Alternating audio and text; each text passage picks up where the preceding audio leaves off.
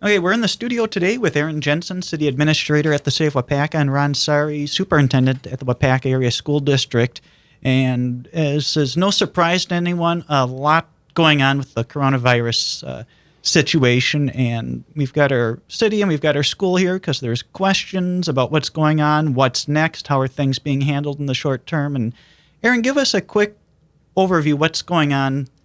What can people expect from the city right now? What's that quick overview? Yeah, absolutely. So last night we had a city council meeting. A few things were acted on. One of those things, in addition to our library closures, senior center, rec center, we also closed City Hall to the public. There are a few exceptions to that. As everyone knows, we have elections that are, so far, they're still on, and we're still taking registered voters. We're still taking absentee ballots. And a few other things. If contractors have some plans they have to submit, we have a way to get them in the door. We're keeping everyone confined to the lobby in between the library and City Hall. We actually had installed a wireless doorbell that people can ring. We are encouraging people to call ahead, make an appointment. And what's that phone number? It is 258-4411. Okay. And that is a 715 for anyone who didn't know. So, and like everybody else, we're encouraging anything you can do online, whether it's bill pay. We do have some drop-off sites at City Hall. We have signs posted to direct people to those for bill pay if they need to do it in person.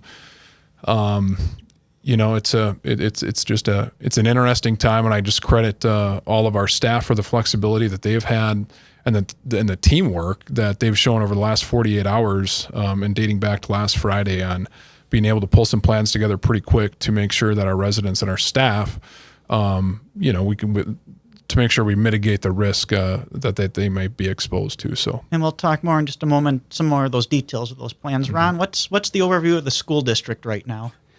Well, today, Wednesday and Thursday are the student pickups.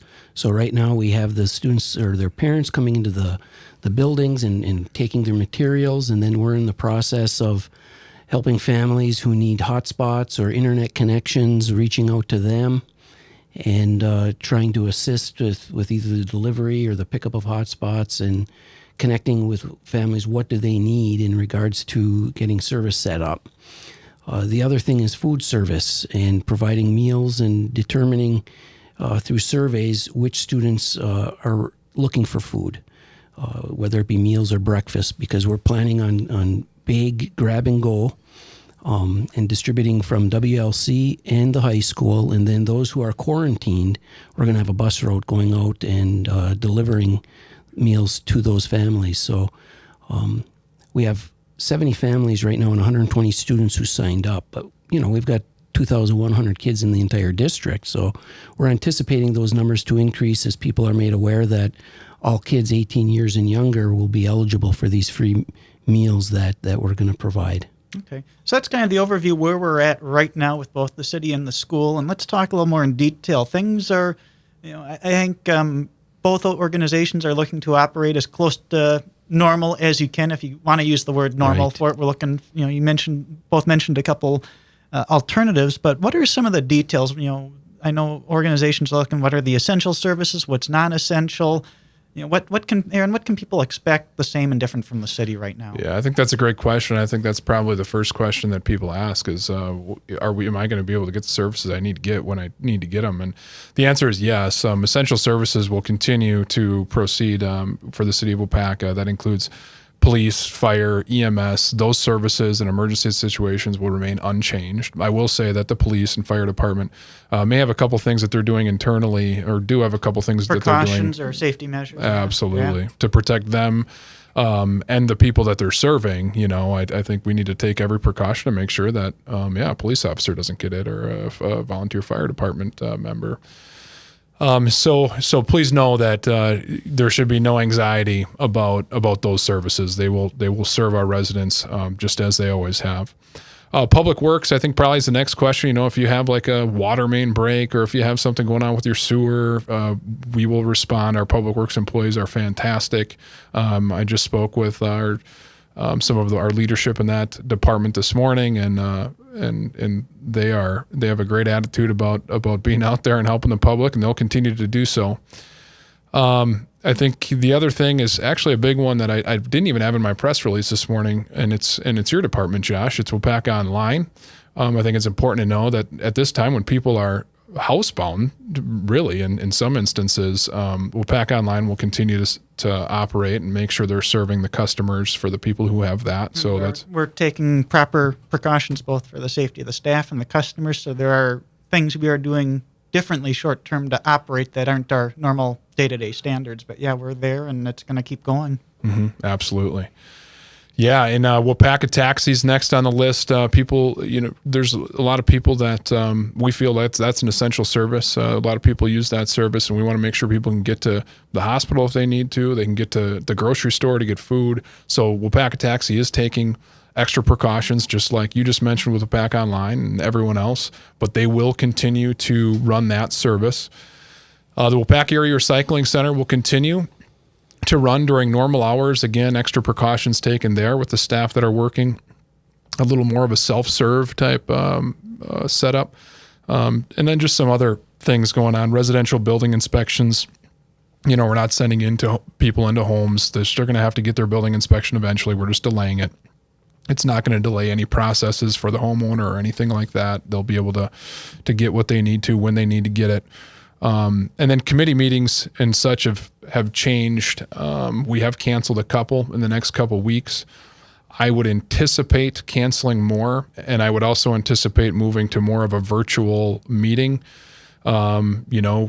Legislation has just passed that allows us to do some things different with our open meeting laws now that we couldn't 2 weeks ago. And we were talking last night, as poor of a situation as this is, it might help modernize laws that both schools and city governments have to follow to bring in new technology and get things up to date. That might be a positive of what we're going to have to go through here. Right. It'll be interesting, when we look at this in 6 months, a year, 2 years, how things have changed because of this.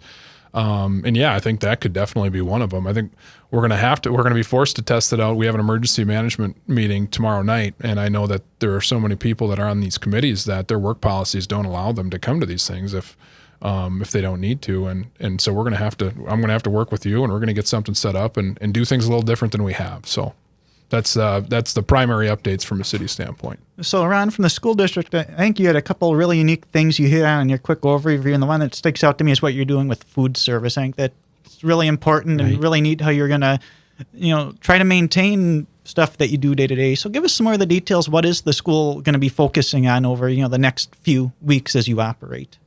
Well, food service is one. We're starting that on Monday, the 23rd we're planning on. And actually today, as we speak, there's plans in place. They're planning right now on how are we going to go about that. Is it going to be an everyday delivery, an every other day delivery? So that's being worked on. The other is the continued learning that's going to start on Monday, the 23rd. We're calling it remote learning because it's not just online, it's also packets in some cases. But we're hoping to get as many as possible online so that we have a level of consistency there. But those are the two big things we're gearing up for. Aaron spoke about staffing. Also, us as a school district, I think we're on the same page with the city and wanting to keep our staff employed. Sometimes it's just going to look a little different than it had before. Whether with teaching, the teachers are going to be keeping office hours where they're able to be in contact with the students.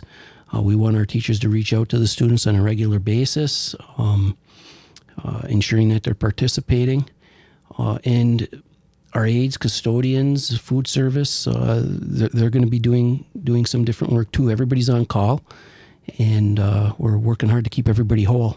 So let's talk about staffing. You hit on some of it, and I think there's going to be a lot of commonalities between the city and the school and maybe other like organizations. And you talk about maybe some people doing different jobs looking different. Fill us in on kind of what the staffing plans are in a little more detail.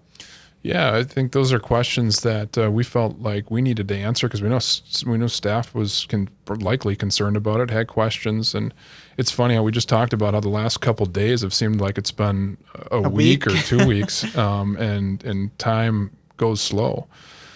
So, He hit on it, and really, I'd just probably echo what he said.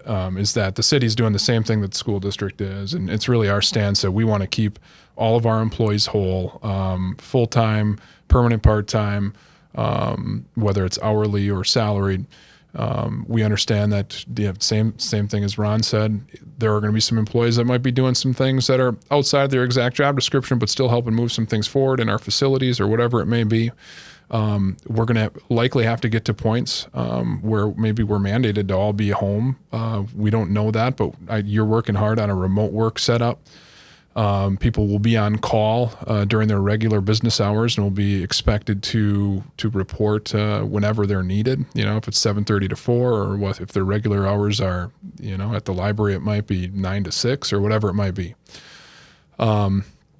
So that's the stance that the city is really taking, and what I guess the only thing I'll add to that is that we're going to keep people whole without negatively impacting what we had budgeted for 2020 in the first place, and that's really what we talked about at council last night. And council and staff have been, I feel like they've been on the same page with that, and I think that's a great thing. And I think to sum up for staffing, what I'm hearing from both of you is you want to keep staff in place, working, whether it's physically or remotely, and just try to keep things as normal as they can be in this situation until things dictate otherwise. I think that's kind of what I'm hearing. And some people might be doing stuff that's a little different, but they're still coming to work. They're still getting paid and moving forward. Exactly. Correct. So I want to ask what's coming up next, and I want to preface that by saying I don't want to look a month out because I don't think any of us can predict that, but the next week or two, what can we expect? And I know, Ron, you're going to be holding your next school board meeting a little bit different than they're traditionally done. Exactly. Our next meeting is scheduled for Tuesday, the 24th of March, and it'll be the first time that we have done a meeting virtually.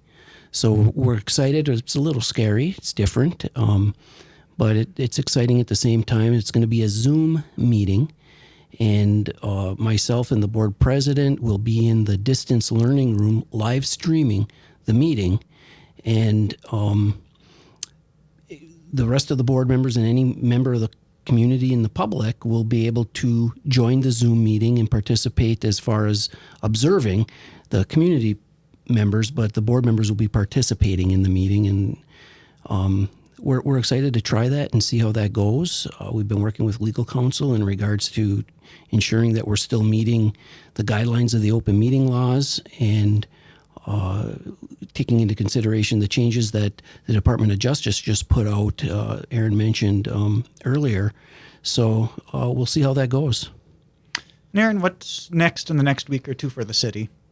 Well, that's a good question. If you can take a guess on that. Yeah, it is. Yeah, the only reason I kind of laugh at that is because I think over the last 2 days, we've as things change, that determines what's next. But I do think our stance has been, and I mentioned this in council last night, is that we just wanted to make sure we took these first couple of days and got our foundation and got our feet on the ground and make sure that we're taking care of the essential operations we've already talked about, make sure we're taking care of our staff. And now we're looking forward to, while we're staying updated on the situation and changing those things as they need to evolve, we're looking forward to how can we help our community. And we have staff today working specifically. We have, obviously there was the governor mandated closure of restaurants and bars last night.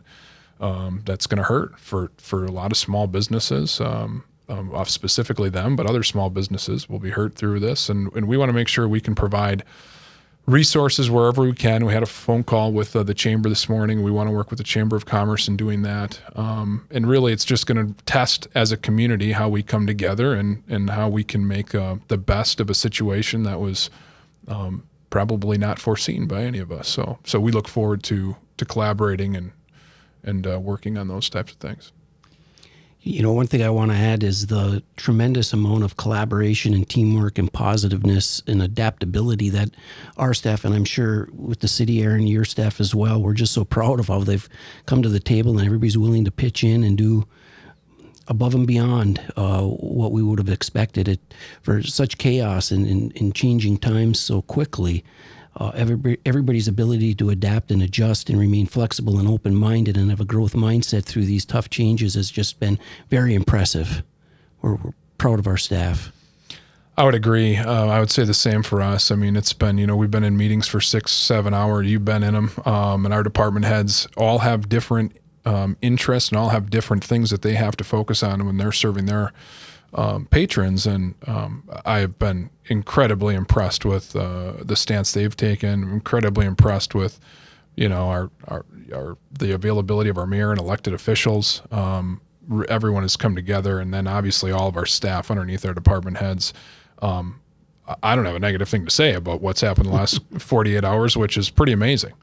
And it's a testament to them. And actually, I can comment on the school, too, because we were at a meeting on Saturday, and I was able to witness them in action. And, and I was fortunate enough to be with them for a year and a half. And they're as impressive working team as they've always been. So, well, I thank you for making the time to talk about this. And I'm hoping maybe next week, either in person or virtually, we can get together and do another community update with what's going on with maybe two of the, aside from our private sector business, probably the two biggest makers and shakers in the community, the city government and the schools, which affect everyone, and stay informed with what's going on. So maybe next week we can do something similar and get that word out there. That'd be terrific. That sounds awesome. Well, Appreciate the opportunity. Ron, Aaron, thanks for making time, and we'll get this out to the public and work on keeping people informed. You're welcome. Thanks, Josh. Thank you.